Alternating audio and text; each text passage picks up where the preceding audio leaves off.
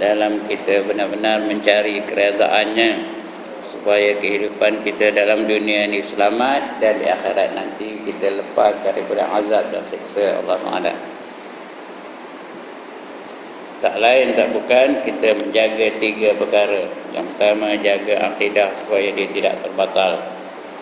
Yang kedua, menjaga amal kita supaya dia diterima oleh Allah Subhanahu wa taala. Yang ketiga, nak jaga akhlak kita supaya tidak melakukan perkara-perkara yang dimurkai oleh Allah Subhanahu wa taala. Jadi kalau kita betul-betul pelihara 3 perkara ini, selamatlah kita di dunia dan selamat juga kita di akhirat.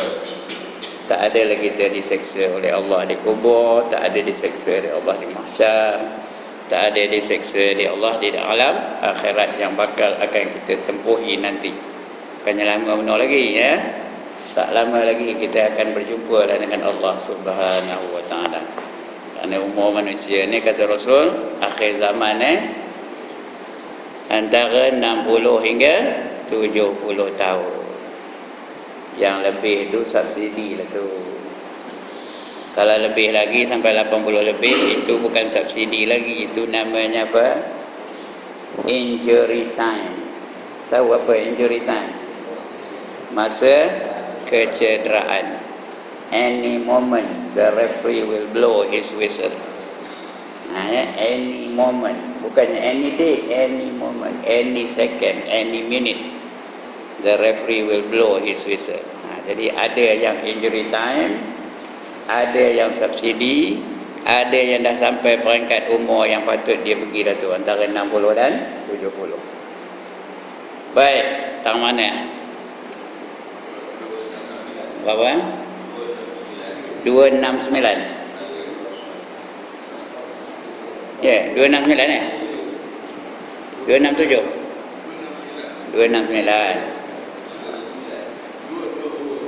Ha? 269 lah. 269 ya. Al-faslus tsani fi adabiz zikr. Dulu kita dah baca fadilat zikir. Mengapa kita patut berzikir? Pahala-pahalanya, fadilat-fadilatnya, kelebihan-kelebihannya, keutamaan-keutamaannya. Jadi kita dah tahu zikir itu satu perkara yang baik, satu perkara yang memberi manfaat kepada kita. Allah suka kepada orang yang berzikir, Rasul pun suka kepada orang yang banyak zikir. Maka malam ni kita nak berzikirlah. Bila kita nak berzikir, kita nak tahu kaifiat dia, adab-adab nak berzikir macam mana. Kerana dalam Islam ni ada adab-adab belaka. Nak mamam ada adab nak mamam, nak ada adab nak ya. Nak kahwin ada adab nak kahwin, nak mati ada adab nak mati, dalam sakit ada adab dalam sakit. Apa saja kita buat, nak tidur ada adab-adab nak tidur. Begitu juga kita nak berzikir, ada adab-adab yang nak kita pelihara, nak kita ikuti sungguh-sungguh, supaya zikir kita tu berfaedah, dapat pahala di sisi Allah Subhanahu wa taala ya. Jadi kita baca senang. Bermula fasal yang kedua pada menyatakan adab zikir. Kerana zikir itu ada kalanya zikir hasanat namanya, dan ada kalanya zikir darajat namanya. Zikir ni ada 2 jenis. Satu namanya hasanat, untuk dapat kebaikan semata-mata, untuk dapat pahala aja. Ada lagi satu zikir namanya darajat, nak dapat pangkat di sisi Allah. Kena ikut kaifiat dia. Kalau yang untuk yang pertama tadi hasanat tadi, asal zikir dapatlah, baiklah tu, asal zikir dapatlah pahala, tapi tak ada pangkat lah, tak ada darajat. Kalau tak darajat, kena ada adab-adab, ada kaifiat-kaifiat yang tertentu yang nak kita ikuti. Ya. Jadi kita zikir tu nak apa? Nak hasanat ke nak darjat? Patutnya nak darajat lah, barulah ada faedah kita berzikir tu. Kalau setakat nak pahala aja, senang aja, tengah berzikir boleh, tengah berjalan kaki boleh, tengah buat mentokar boleh, tengah tengah naik motor boleh, dia tak ada kaifiat tertentu. Dapat buat aja, dapatlah pahala. Tapi kalau ndak darjat, nak pangkat, kena ikut dia punya peraturan, dia punya adab-adab nak ikutnya. Jadi terpulang kalau tuan-tuan nak buat ndak yang mana. Ya. Maka zikir hasanat itu menghasilkan akan pahala. Dia dapat pahala aja. Tiada berkehendak kepada segala adab zikir. Tak payah adab pun. Cuma jangan berzikir tengah berak, udahlah. Tengah kencing jangan zikir. Tapi kalau tengah jalan boleh tak? Boleh.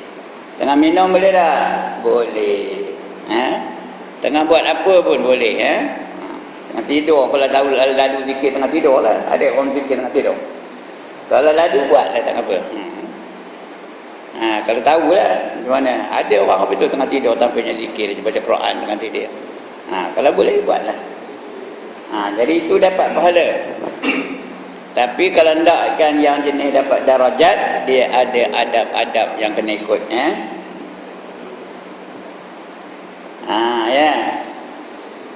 Yang lagi akan datang ini iaitu dan zikir darajat itu berkehendak kepadanya. Hendakkan darajat kena ada adab-adab yang mesti diikuti. Bermula adab zikir itu 20 perkara. Adab zikir itu 20 perkara. Kalau hendakkan pangkat, ada 20 perkara yang kena ikut. 5 perkara dahulu daripada zikir, 12 perkara pada ketika berzikir, 3 perkara kemudian daripada zikir. 20. 5, 12, 3. 5 campur 12 berapa? 17. 17 campur 3 berapa? Kalau itu tak tahu ngira kan, benar-benar lah. Berapa? 20. Ini 20 adab zikir kalau tak pangkatnya. Yang pertama 5 adab sebelum berzikir itu. Dahulu daripada berzikir. Yang kedua 12 perkara sedang berzikir ketika kita berzikir, dan yang ketiga 3 perkara selepas berzikir. Itu dia. Adapun adab yang dahulu daripada zikir itu, ada berapa adab sebelum zikir? 5 adabnya. Yang pertama sebelum zikir tu taubat. Itu sebab kalau kita dengar Tok Imam berzikir, sebelum zikir tu apa sebutnya? Astaghfirullahalazim allazi la ilaha illa huwal hayyul qayyum wa atubu ilaih. Apa katanya? Astaghfirullahalazim apa? Aku minta ampun dari Allah yang maha besar. Allazi la ilaha illahu, yang tiada Tuhan melainkan dia. Huwal hayyul qayyum, yang hidup lagi berdiri dengan sendirinya. Wa atubu ilaih, dan aku bertaubat kepadanya. Itu kita istihar diri kita bertaubat kepada Allah. Mulut menyebut kalimah taubat, hati benar-benar minta ampun dengan Allah Subhanahu wa ta'ala. Nak dua-dua ya. Mulut dengan hati sekali nak taubat dengan Allah. Jangan dalam masa itulah nak noleh kiri kanan, nak tengok mana ni ada ke tak ada datang apa ni ya. Tak ada datang Cikgu Ripin malam ni ya, kita tengok kiri kanan. Jangan ingat lagi dah, jangan tengok cicak besarnya cicak, tengok tikus pun ada kita tengah berzikir. Ya, hati dan lidahnya sekali berzikir. Ini bukan macam kita bertaubat. Kita taubat astagfirullahalazim, astagfirullahalazim, astagfirullahalazim. Tapi hati entah ke mana-mana. Hati teringatkan apa? Teringatkan bola malam tadi, Kelantan ke Perak menang. Ya, biar sekali hati itu minta ampun dengan Allah Subhanahu wa ta'ala. Dengan hati ingatkan The Rock, ingatkan The Big Show, ingatkan The Undertaker. Mulut sebut astagfirullahalazim. Hati ingat lepas ini siapa ada orang kenduri, nak pergi orang kenduri lepas ini. Patutnya tak ada ingat apa-apa. Hati ingatkan kalimah taubat yang kita lafazkan itu. Itu adab yang pertama, bertaubat kita kepada Allah Subhanahu wa taala. Kerana kalau kita tak bertaubat, Allah tak terima zikir kita. Zikir yang disertai dengan orang yang penuh dosa, yang dalam hatinya banyak penuh dosa, anggotanya pun banyak dosa, tak terima di Allah Ta'ala. Allah hanya menerima taubat daripada hati yang bersih, hati yang sungguh-sungguh tidak melakukan dosa, ya. Kalau dah melakukan tu dia betul-betul menyesal, ada syarat-syarat dia, baru diterima taubatnya. Itu yang pertama, ya, betul-betul taubat kepada Allah Subhanahu wa taala.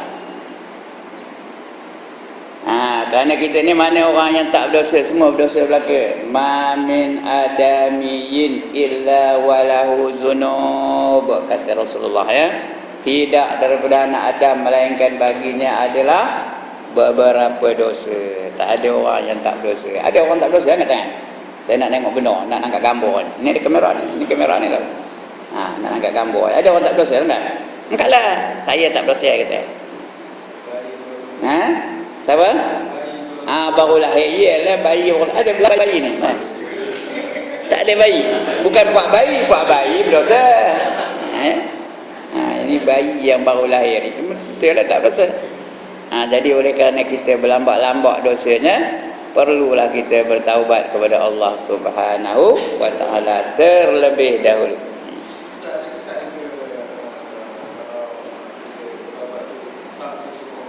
Kalau tak apa? Kalau tak apa?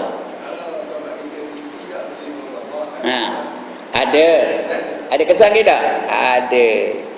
Yang pertama, dia tak ada rasa takut melakukan maksiat. Seronok aja dia buat maksiat. Tak ada rasa tertahan-tahan nak melakukan maksiat tu, lajak aja, itu caranya. Benci aja dengan kebaikan. Ya, malah aja rasa nak buat kebaikan, malah nak bangun tahajud malam, malah aja rasa nak bersedekah, malah aja rasa nak berjuang di jalan Allah. Itu tanda taubat tak terima. Seronok melakukan dosa. Dengar muzik lekas-lekas, ngangguk kepala, deng. Itu tanda-tanda dia lah, ya. Baik, itu yang pertama, ya. Dia taubat daripada daripada segala maksiat dan daripada segala yang sia-sia. Yang tak ada maksiat tu, yang sia-sia pun dia taubat juga. Perbuatan yang sia-sia, bukan berdosa, yang sia-sia. Seperti apa? Seperti main dam. Bukan berdosa main dam tu, tapi sia-sia. Ada ke skill apa-apa main dam? Boleh jadi kaya ke orang pandai main dam? Siapa sini pandai main dam? Tahu main dam? Ya Allah, tak tahu dah main dam. Main haji tu. Hentikanlah orang main dam tu menghina Pak Haji aja, jangan harus main dam. Kerjanya tak ada lain menghina Pak Haji. Kalau belum naik haji punyalah tertibnya, jalan pun satu, makan pun satu. Ke depan aja makan. Tapi bila udah naik haji punyalah tamak Pak Haji tu. Depan makan, belakang makan, kiri makan, lompat-lompat makan. Jadi henti kalau main dam. Itu sia-sia. Tiada dosa. Cuma kalau ada dosa pun dia banyak membuang masa. Itu aja. Tapi tak ada dosa, dia bukan buat benda-benda maksiat, tapi sia-sia. Lagi main apa? Main congkak. Kerong punyalah bingung main congkak. Lagi satu main seremban. Sia-sia pula tu. Main seremban lagi teruk menghina orang Melayu aja. Pasal apa? Dia nyampur tak boleh lebih dari 7. Main seremban tu kan ke 7 aja batunya. Macam mana nak nyampur lebih dari 7? Tak ada. Jadi 7 aja dah. Itu betul-betul menghina orang Melayu. Orang Melayu itu sebab orang Melayu lemah matematik. Dia tahu ngira 7 aja, campur 7 tahu. Atas lagi tak tahu. Tak pernah nyampur. Iya kedak ni. Sebuah lah saya jadi cikgu 31 tahun tahu. Yang paling lemah murid-murid Melayu tu ialah matematik. Jadi pasal apa? Sebab dia main yang tahu main seremban aja. Itu semua perbuatan yang sia-sia. Baik. Tiada memberi faedah kepada akhirat. Apa faedah akhiratnya? Kalau main dam, main congkak, main apa? Main seremban. Apa akhirat? Keuntungan di akhiratnya apa? Pindah. Main dabui. Apa lagi?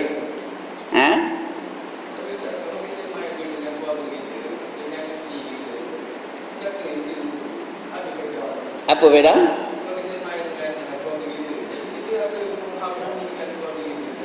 Mengharmonikan keluarga kita. Banyak main lain mengharmonikan keluarga kita. Nak mendatangkan kasih sayang kepada isteri. Beli aja dia baju kebaya, baju apa kata kan, tambah kasih dia kan kita. Daripada bawa main dam, main congkak ya. Belikan dia apa tudung yang elok bahasanya, berkilat-kilat ya, mengomik-ngomik berkelip-kelip. Lagi dia sayang abang katanya. Ada benda. Ini main dam, kadang-kadang marah ni pula tu. Dia kalah. Marah tu. Abang ni ngecek, nipu je katanya. Bukan datang perpaduan, bukan datang kasih sayang. Ya.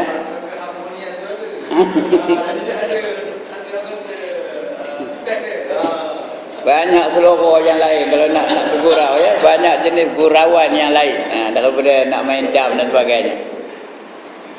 Tapi kalau itu aja dalam dunia ni lain tak ada, itu betul lah, saya setuju lah tu ya.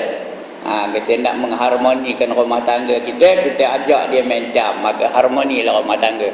Kalau tak ada main dam, dia ketik dengan kita. Itu bukan main-main lah ya. Tapi berlaku kau itu? Entahlah ya, tak tahu saya. Ya.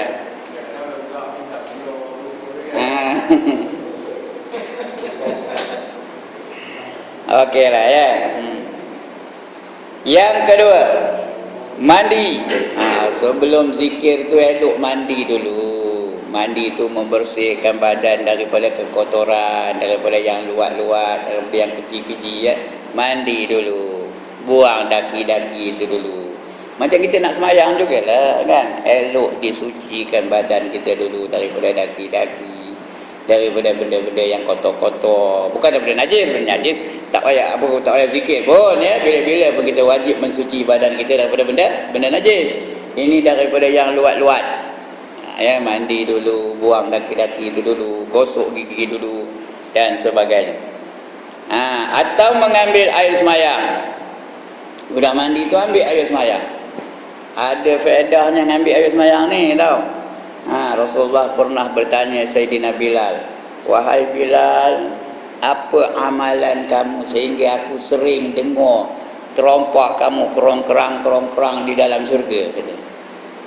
Rasulullah dengar terompah Bilal tu sentiasa aja kerong-kerang dalam syurga. Bermakna Bilal tu memang menjadi ahli syurga. Rasulullah dah jamin. Apa kata Bilal? Ya Rasulullah, aku dalam hidup aku tak pernah batal ayat sembahyang aku. Bila batal aku ambil, bila batal aku ambil yang baru. Sentiasa aku perbaharui ayat sembahyang aku, kata Bilal. Ya, bermakna kalau ayat sembahyang pun tak pernah lekang, sembahyang tinggal ke? Tinggal ke sembahyang? Mana tinggal sembahyang? Bila sampai waktu dia pun sembahyang. Itu sebab Rasulullah lantik dia menjadi Bilal ya? Jadi Bilal tu bukan nama jawatan tu. Nama dia namanya Bilal. Jawatannya apa? Muazzin namanya, Muazzin. Allah lantik dia menjadi Bilal. Bila jadi Bilal, setiap waktu dia ada sembahyang. Kerana dia sentiasa ada dalam keadaan berwuduk. Itu dia ya, itu yang kedua. Yang ketiga, diam dan tetap supaya menghasilkan sidqun. Sidqun itu arti benar. Dan supaya benar lidahnya dengan hatinya. Seperti bahawa diistighalkannya hatinya tu, artinya disibukkan hatinya tu daripada menyebut la ilaha illallah dengan lafaz Allah ya, dengan zikir, bukan fikir tu. Dengan fikir betul. Dengan fikir juga. Hatinya sentiasa, otaknya memikirkan la ilaha illallah. Allah tu sentiasa dalam fikirannya. La ilaha illallah artinya tiada Tuhan yang sebenarnya melainkan Allah. Sentiasa dalam fikirnya, sentiasa dalam ingatannya. Tak ada pula la ilaha illallah, la ilaha illallah, la ilaha illallah, nasi ke pulut, la ilaha illallah, la ilaha illallah, la ilaha illallah. Jangan roti canai aja kot, la ilaha illallah, la ilaha illallah. Roti canai boleh tahan sikit. Jangan biskut mayat aja kot, la ilaha illallah. Tahu ke biskut mayat? Iaitu tak ada nilai, tak ada kualiti zikirnya. Kita zikirnya biar berkualiti. Ingatkan Allah ketika berzikir. Kita berzikir, ingat tiada Tuhan yang aku nak sembah semata-mata Allah. Tiada sesuatu yang aku nak puja, hanya aku nak puja Allah. Tiada sesuatu aku nak tunduk dan patuh, hanya kepada hukum hakam Allah. Tiada sesuatu aku nak menyerahkan diri aku, hanya kepada Allah Ta'ala. Tiada sesuatu aku nak minta tolong, hanya kepada Allah Ta'ala. Itu yang patut dalam hati kita tu. Di situ terserlah tauhid rububiyah tu, tauhid uluhiyah, bukan rububiyah, uluhiyah. Hanya Allah yang aku nak sembah, hanya Allah aku nak puji, hanya Allah aku nak puja, hanya Allah aku nak tunduk dan patuh, hanya kepada Allah aku nak berdoa, hanya kepada Allah aku nak serah diri aku. Macam tu ya. Bila sebut la ilaha illallah, jangan teringat ke lain. La ilaha illallah nampak Undertaker, la ilaha illallah nampak The Rock, la ilaha illallah nampak The Big Show. Kenal ke mana? Tak kenal. La ilaha illallah nampak Syafi'i Sali, kenal? Tak kenal ke? La ilaha illallah nampak Lee Chong Wei, kenal?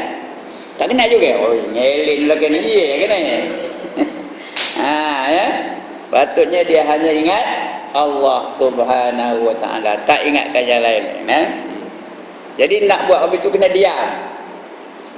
Punggung tu tetap, mata tu kepada tengok lantai, tunduk ke bawah, tengok lantai.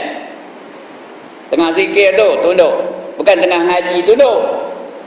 Tengah ngaji tunduk, itu lain lah. Memang ramai yang kopi tu tengah ngaji tunduk aja. Mata pun pejam, macam nganggur aja. Tengok ni, ada orang ngaji apa tak? Ada, kita tengoklah. Ini kejap ni dah, apa saya sebut ni dah. Tengok 10 kali, 10 minit dah pendek, tengok. Ya. Patutnya kita tengah zikir tu tunduk, hanya ingatkan Allah SWT saja, tak ada ingat yang lain daripada Allah Subhanahu wa taala. Ya. Tiada dengan lidah hingga tiadalah tinggal segala khotirnya. Khotir itu arti lintasan-lintasan, itu artinya khotir ya. Yang lain daripada Allah Ta'ala, lintasan dia hanya kepada Allah Ta'ala, melainkan hadir di dalam hatinya itu Allah juga ya. Yang hadir Allah aja, lain tak ada hadir. Harga minyak naik tak ada hadir, nombor ekor tak ada hadir dalam hatinya. Lagi apa? Kenuri tak ada hadir dalam hatinya, roti canai tak ada hadir dalam hatinya, apa lagi? Capati tak ada hadir dalam hatinya. Yang hadir apa? Allah semata-mata. Jangan hadir dalam hati tu la ilaha illallah, la ilaha illallah. Lambatnya tu Imam Abi lah terpati, orang dah ramai kedai tu la ilaha illallah, la ilaha illallah. Itu tak dapat apa-apa. Itu yang ketiga ya. Jadi supaya apa? Hingga tatkala itu bersama-sama lidahnya dengan hatinya menyebut la ilaha illallah. Ya, hati pun menyebut la ilaha illallah, lidah pun menyebut la ilaha illallah. Dan at the same time juga kita sebut hati itu menyebut lidah dah. Hati itu menyebut Muhammadur Rasulullah. Hati itu menyebut Muhammadur Rasulullah. Jadi kita la ilaha illallah lidah, hati Muhammadur Rasulullah. Dia baru 2 kalimah syahadah. Tapi yang Muhammadur Rasulullah tu lidah tak sebut, hanya hati semata-mata. Itu kita tengah tahlil tu. Tak kira di mana, di surau ni ke, di masjid ke, ketika orang kenuri ke, di mana-mana pun itu caranya. Itu yang ketiga. Yang keempat, minta tolong dengan hatinya ketika masuk di dalam zikir itu dengan himmah.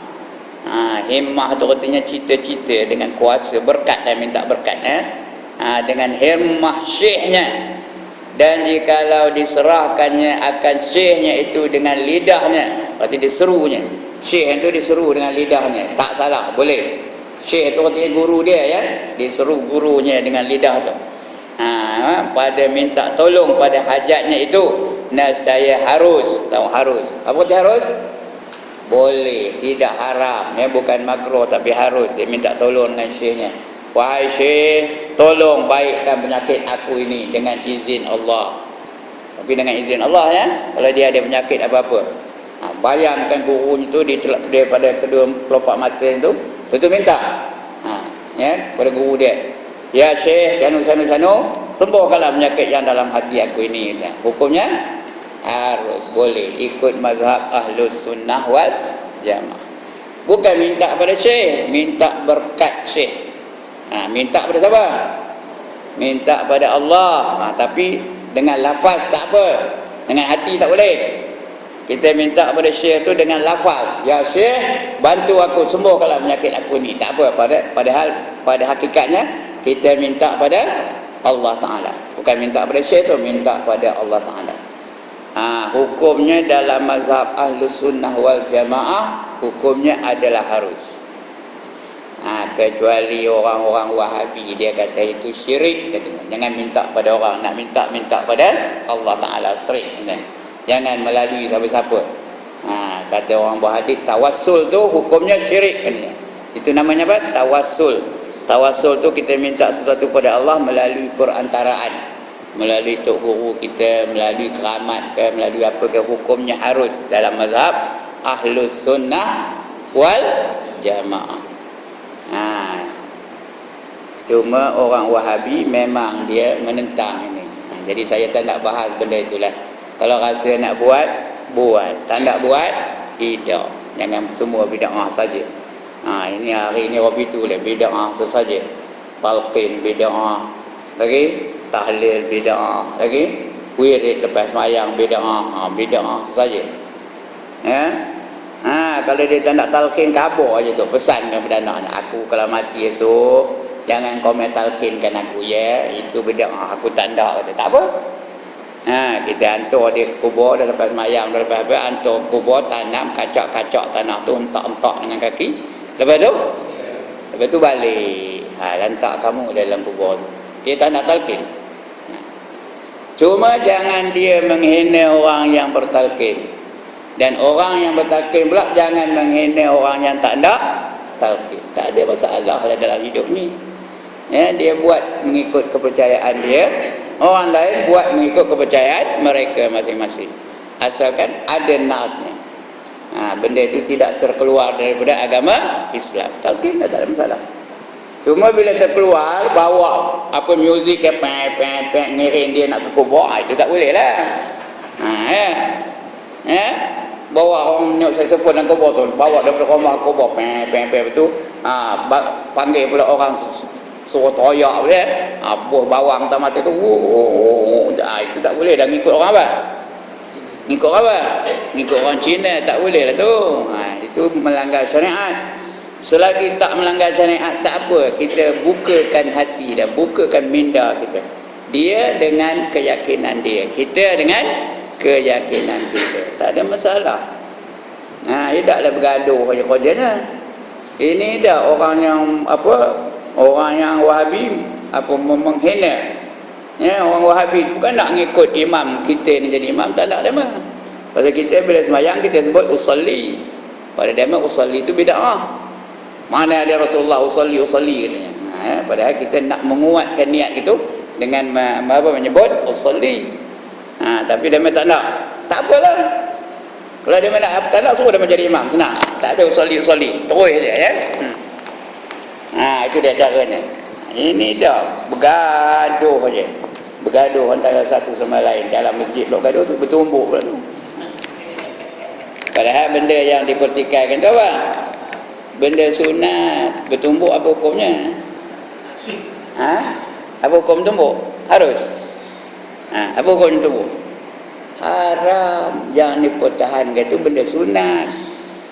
Kerana nak mempertahankan yang sunat, lakukan yang haram. Tak ngapalah buat yang haram. Gitu kan? Dia nak mempertahankan kepiah putihnya, pakai kepiah putih. Mana pagi pakai kepiah putih. Main bola pun pakai kepiah putih juga, pakai seluar pendek, pakai kepiah putih. Handai benar lah betul ya? Dia nak main bola pakai seluar pendek, pakai juga kepiah putih kerana nak mempertahankan kepiah putih. Macam itulah orang tu bertumbuk tahan asalkan mempertahankan yang sunat-sunat tu. Padahal yang sunat tu sunat dah. Jangan sampai melakukan haram kerana nak mempertahankan yang sunat. Itu adab yang keempat tadi ya. Mana kedainya? Supaya tetap hatinya lekan dengan lafaz la ilaha illallah, supaya tetap taksir lafaz illallah itu. Taksir itu arti memberi bekas dalam hati dia, illallah dalam hatinya, supaya mesra ia kepada segala anggota. Itu adab, 5 adabnya. Mana kedainya? Iya ke yang itu saya baca? Patut dia mentengangi aja, mana dia baca ustaz ni kata. Yang keempat tadi ya. Yang harus dia. Adalah harus. Bila apa dia? Yang keempat minta tolong dengan hatinya ketika masuk dalam zikir itu dengan himmah syekhnya. Dan jikalau diserunya akan syekhnya itu dengan lidah, maka minta tolong pada hajatnya itu nescaya harus. Itu yang keempat. Yang kelima, mengiktikadkan, artinya percaya betul-betul, pegang betul-betul, meyakini betul-betul, simpul betul-betul akidah tu. Mengiktikadkan bahawa ia minta tolong daripada syekhnya itu, supaya ia minta tolong daripada Nabi sallallahu alaihi wasallam. Kita minta tolong pada syekh supaya minta tolong kepada Nabi. Melalui syekh tu kita minta tolong kepada Nabi. Nabi pula minta tolong kepada Allah Ta'ala. Jadi dia ada apa? Ada perantaraan. Kita dengan Nabi perantaranya syekh. Syekh dengan Allah perantaranya Nabi. Kita minta tolong pada syekh, syekh minta tolong pada Nabi, Nabi minta tolong dengan Allah Ta'ala. Macam itu. Bahawa ia minta tolong daripada syekhnya itu supaya ia minta tolong daripada Nabi sallallahu alaihi wasallam, kerana syekhnya itu ganti daripada Nabi sallallahu alaihi wasallam. Kenapa syekh tu? Syekh tu ulama. Kalau tak ada jadi syekh, dia mesti jadi syekh dulu ya. Dia mesti ulama baru dia layak dipanggil syekh. Bukan namanya syekh, dipanggil syekh itu maknanya dia banyak ilmu lah. Syekh tu artinya tok guru ya. Itu sebab jangan panggil sebarangan orang ni syekh semua. Aku tu syekh. Kadang Fatihah pun tak betul, kita panggil syekh juga. Syekh ni tok guru ya. Tok guru takkan tak betul Fatihahnya. Tok guru takkan mayang pun tak betul. Tok guru takkan tak reti macam Quran. Dia syekh tu artinya tok guru. Kita orang Melayu ni asal jumpa syekh. Kadang-kadang orang tu tak reti mayang pun panggil juga syekh, tak reti macam Quran pun panggil juga syekh. Itu tak kenal tu ya. Jadi minta tolong dengan syekhnya itu, dan jikalau diserunya akan syekhnya itu dengan lidahnya pada minta tolong, padahal pada hajatnya itu nescaya harus. Yang kelima, mengiktikadkan bahawa ia minta tolong daripada syekhnya itu supaya ia minta tolong daripada Nabi sallallahu alaihi wasallam, kerana syekhnya itu ganti daripada Nabi sallallahu alaihi wasallam. Kenapa? Kerana syekhnya itu ulama. Al-ulama'u warasatul anbiya. Ulama itu adalah pewaris Nabi ya. Jadi sebab itu syekh tu dia mesti ulama. Kalau tak layak bagi syekh pun, dia mesti ulama dan ulama itu pewaris Nabi ya. Dia diganti Nabi. Lepas itu kalau dia ulama, jangan menentang hukum Allah, kerana Nabi mana pernah menentang hukum Allah. Kalau dia ulama, jangan dipertikaikan ayat-ayat Al-Quran, kerana Nabi mana pernah mempertikaikan ayat-ayat Al-Quran. Kalau dia Nabi, dia mesti akhlak baik, sabar, kerana Nabi mana pernah panah baran. Ada pernah tengok Nabi panah baran? Saya sebut mana Nabi yang panah baran. Kalau dia ulama, dia tak ada pakai seluar pendek kerana Nabi tak pernah pakai seluar pendek. Kalau dia ulama, dia tak pernah tinggal sembahyang berjemaah, pasal Nabi Muhammad dalam hidupnya tak pernah tinggal sembahyang berjemaah. Dekat nak mati pun baginda sentiasa menjaga jemaah. Dekat benar saat baginda nak wafat, ya. Dia ambil uduk, nak pergi ke masjid, nak sembahyang berjemaah, pengsan. Sahabat tunggu lagi dia. Dia pun sedar dia tanya, dia mau dah sembahyang ke belum? Belum, kata sahabat, kata dia Aisyah. Dia pun ambil uduk lagi. Kerana dah pengsan, batal uduk kan? Ambil lagi uduk. Nak pergi berjemaah, nak suruh papahkan dia tu pergi ke masjid. Tengah papah tu pengsan lagi sekali. Bila dia sedar, dia tanya, dia mau dah sembahyang ke belum? Belum, kata dia Aisyah. Dia ambil lagi uduk. 4 kali ambil uduk. 3 kali pengsan. Ya. Akhirnya dipapah dia ke masjid. Dapat dia sembahyang berjemaah bersama dengan sahabat-sahabatnya. Sebelum dia meninggal dunia, sebelum dia wafat. Kita lalu kau itu. Hari ini aja ada tak kita dah tinggal berjemaah? Terus jawablah, saya tanya aja. Hari ini ada tak kita sembahyang, mana-mana sembahyang tinggal berjemaah? Ada ke tak ada? Tak payah jawab, tak payah jawab. Ngangguk ngelin je. Ngangguk boleh, ngelin boleh. Jawab tak payah. Ya. Nabi tak pernah tinggal sembahyang berjemaah. Itu dia, ulama tu pewaris Nabi. Dia mesti meneruskan tradisi Nabi. Itu baru layak dipanggil syekh kerana dia ulama, ya.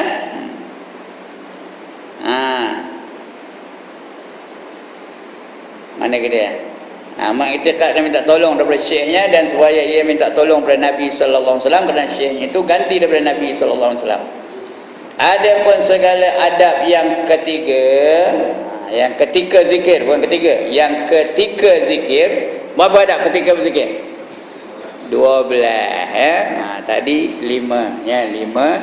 Sekarang kita nak baca yang 12 adab ketika berzikir. Tadi apa? Sebelum berzikir, ya. Sebelum berzikir. Apa adabnya? Yang pertama apa tadi? Sebelum zikir tu, taubat dulu. Yang kedua, mandi, sucikan badan dulu, ambil air sembahyang, ya.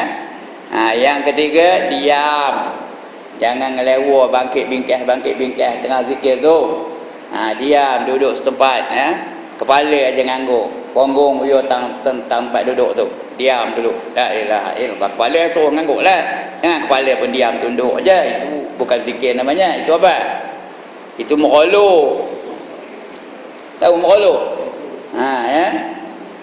Yang ketiga, yang keempat, bayangkan syekh tu. Ya, bayangkan syekh dia tu, ya. Minta tolong dengan hatinya kepada syekh tu. Supaya syekh tu pula minta tolong daripada Allah dan daripada Nabi sallallahu alaihi wasallam. Ya, yang kelima, dia kena i'tiqad minta tolong pada syekh tu, kerana syekh tu adalah ulama. Itu antara 4 yang 5 tu, dia ada golongan, ada hubungan dengan syekh dia, ya. Kerana syekh tu adalah ulama. Kalau dia ulama tak layak jadi syekh pun. Itu sebelum berzikir. Ketika berzikir ada 12 adab yang mesti diikuti. Ya, yang pertama, duduk atas tempat yang suci. Padahal ia duduk seperti di dalam sembahyang.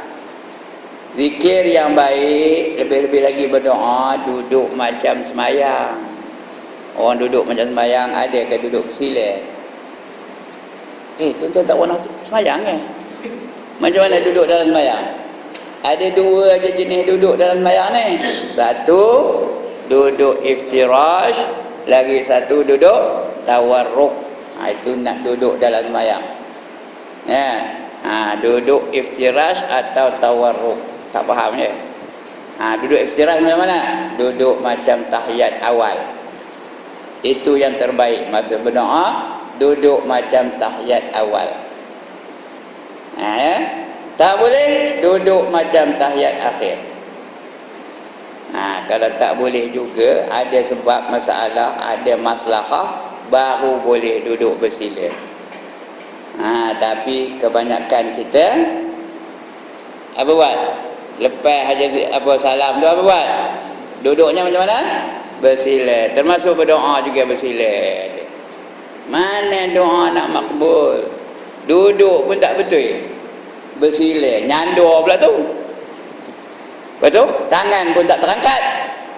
Tangan atas paha aja. Amin. Amin. Amin. Lantaklah Tuhan nak bagi-bagi, nak idak-idak lah. Itu sebab tak dapat-dapat. Jenuh minta doa. lepas baca surah Yasin malam Jumaat. Ada tak cakap itu? Ramaikan sikit. Nyandor ke dinding tu. Allah, amin. Amin. Amin. Jalan tak lah kamu Tuhan nak bagi-bagi, nak idak-idak lah. Ada? Bagi Tuhan ke tak? Itu yang jenuh berzikir tu, jenuh berdoa tu tak terima dari Tuhan. Tak dapat apa yang dia minta. Minta pun hebat. Allahumma akhina bi hayatil ulama. Ya Allah, jadikanlah kehidupan aku seperti hidupnya para-para ulama. Nak jadi ulama. Ngaji tak siur dapat ke? Tuan-tuan dan perempuan, ada perempuan tak ada tuan-tuan dia? Dapat ke? Ngaji tak siur, nak jadi ulama dapat? Wa amitna bi mautis syuhada. Mati kalau aku seperti matinya para-para syuhada. Nak mati apa? Nak mati syahid, berjuang tak ada. Nak boleh tak? Jenuh bagi borang, pulang ni beda. Tak saya tanya tuan Jalipin ni, jenuh bagi dia bagi borang, tak ada pulang dia kan? Ya? Nantilah kata. Tapi minta bukan main hebat. Nak apa? Nak mati seperti ulama. Lepas tu nak masuk syurga betul. Wa adkhilnal jannata ma'al anbiya. Masukkanlah kami ke dalam syurga bersama dengan nabi-nabi. Oh, hebat tu doa tu. Nak masuk dalam syurga bersama dengan Nabi Muhammad, bersama dengan Nabi Isa, bersama dengan Nabi Musa. Tapi sunnah Nabi tak nak ikut. Sunnah Nabi langsung tak nak ikut. Apa pun tak nak ikut. Mana nak dapat? Minta maaf dia kasar bunyinya. Tapi benda ni kebenaran ke kebatilan? Betul tak saya cakap tu? Itu sebab kadang-kadang kita berdoa beri yang benar tak terima dari Tuhan. Tambah kalau tuan-tuan dengar doa saya lagi hebat. Allahumma a'tina rizqan jadida. Ya Allah, sentiasalah engkau perbaharui rezeki aku. Rezeki itu yang sentiasa diperbaharui, ditambah. Tapi kerja tak siur, dapat kan? Tak nak mencari rezeki, dapat kan? Mana nak dapat? Wa umran tawila, biar panjang umur. Tapi apa? Buat juga benda yang bahaya, buat juga. Yang bahaya buat juga, yang kolesterol bantai juga, kerang tampil juga. Tapi nak panjang umur, boleh kan? Wa malan katsira, dan harta biar banyak, minta harta banyak. Tapi boros. Tak nak nyimpan duit. Mana dapat harta? Tak nak mencari harta. Kerja apa tak ada. Lepas subuh dum tidur. Lagi? Wa malan katsira, lagi apa? Wa umran tawila, wa umran tawila, wa malan katsira, wa khairan qariba, yang baik-baik tu dekatkan padaku. Itu tak ada apalah. Wa syarran ba'ida, yang tak baik tu jauhkan daripada aku. Jangan aku suka tengok benda-benda yang tak baik. Tapi bila dengar ada rock pergi, bila dengar ada konsert pergi, bila dengar ada apa, ngumpat orang pergi sama-sama. Jadi mana nak dapat doa itu? Lagi? Wa waladan salihan faizan fid dunya wal akhirah. Hebat tu. Dapat bagikan aku anak-anak yang soleh. Yang berjaya di dunia dan di akhirat. Hendak anak yang soleh, biar dia berjaya di dunia dan di akhirat. Tapi tak latih mereka supaya menjadi anak-anak yang soleh. Dapat kan? Udah umur 7 tahun biar dia tak sembahyang. Udah umur 10 tahun tak ada apa tindakan yang dia tak sembahyang. Kemudian dah umur 15 tahun dia biar kata isap dada. Tidak dikawal kehidupan dia. Udah umur 15 tahun lagi biar dia keluar tak bertudung. Biar kata dia keluar apa namanya? Tengok wayang dengan boyfriendnya naik motor patah pinggang. Wow. Mana dapat anak yang soleh apa itu? Tapi doa hebat, wa waladan salihan faizan, nak berjaya betul. Fit dunia wal akhirah, di dunia dan juga di akhirat. Dapat kan? Kalau tidak diusahakan, mana nak dapat? Wa amalan makbulan, amalan biar dimakbulkan. Semayang biar diterima, tapi semayang pun tak betul. Tidak pun, sampai Allah liman hamidah. Tengok jangan tangan sini. Batal ke tak? Batal ke tak? Ngapa batal? Gerak 3 gerak betul-betul. Batal lah. Usalli fardal isya'i 4 rakaatin adaan ma'muman lillahi ta'ala. Allahu akbar. Sah ke dah? Sah ke dah? Allahu akbar. Sah ke dah? Sah ke dah? Kenapa tak sah? Tak betul. Apa yang tak betul? Patutnya dia akbar. Allahu akbar. Alif kaf di atas apa? Alif kaf di atas apa? Atas ak mana datang ek. Banyak tu. Fatihah pun begitu juga. Alhamdulillahi rabbil alamin. Betul ke salah? Sekali lagi dengar dulu. Alhamdulillahi rabbil alamin. Betul ke salah? Salah. Lam tu bukan qala-qala. Mengapa alham? Mengapa bil alamin? Mengapa? Itu sebab tuan-tuan Fatihah ni kena test dengan Tok Guru dulu. Bukan daripada saya. Saya bukan saya seorang Tok Guru tuan-tuan. Test daripada Tok Guru tuan-tuan. Siapa yang ajar?